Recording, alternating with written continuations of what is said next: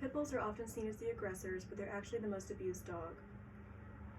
As someone with a mixed breed dog at home who is often mistaken for a pit bull, this subject is near and dear to my heart. According to Bessie Genova of Possum Advice, her article in January of 2023, 40% of pit bulls in shelters are euthanized each year, despite the fact that they have 85% or higher on temperament tests. The problem is not with the dogs, but with the people involved. They are loyal and loving breeds, but they are often misperceived as aggressive and out of control. Today I will explain some myths about the dog, their true temperament and treatment, and about a law that was passed to ban them. Pit bulls originally were bred to herd cattle and to bait bulls, along with fighting, hence the pit and the bull in their name.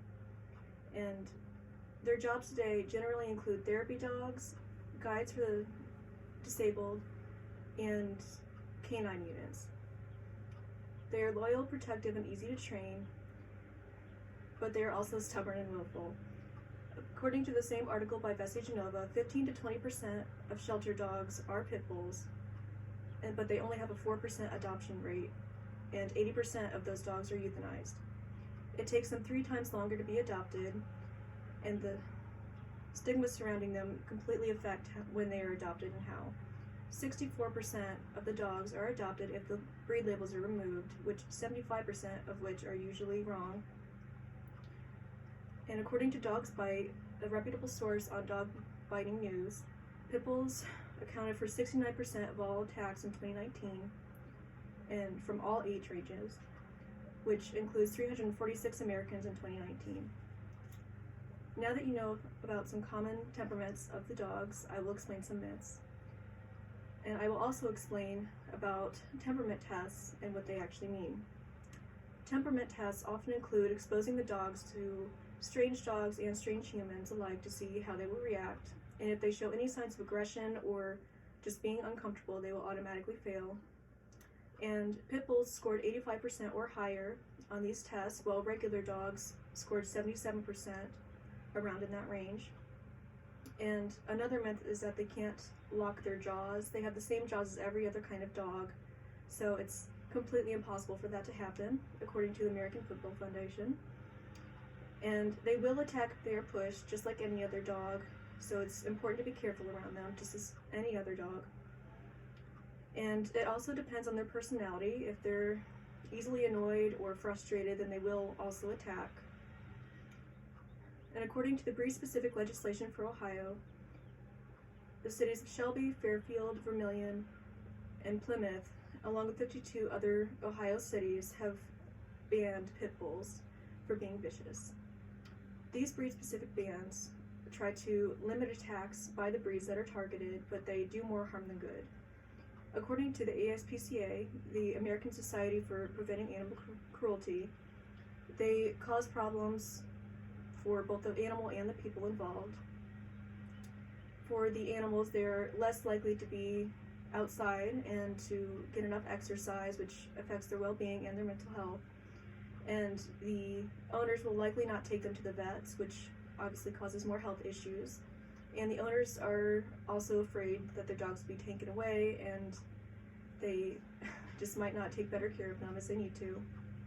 And it is also possible that they could be fined just for having the dogs.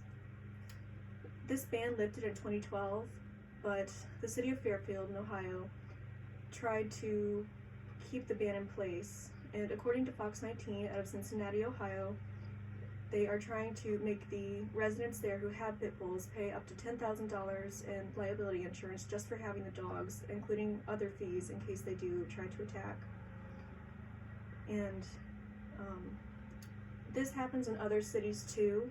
A city called Reynoldsburg near Columbus also tried to do this but failed, so it doesn't always work. And it just depends on how the dogs are viewed by the actual owners versus people who dislike them. It's all about the bias.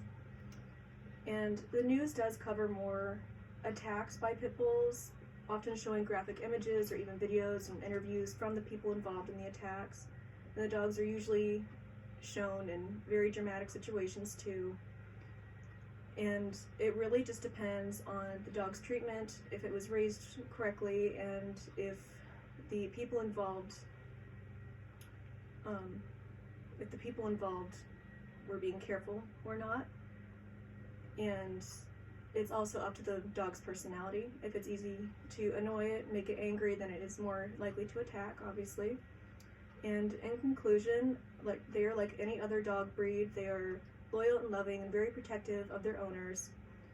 And today you have learned about some common myths surrounding the breed, about their temperament and treatment, and about the law that was passed.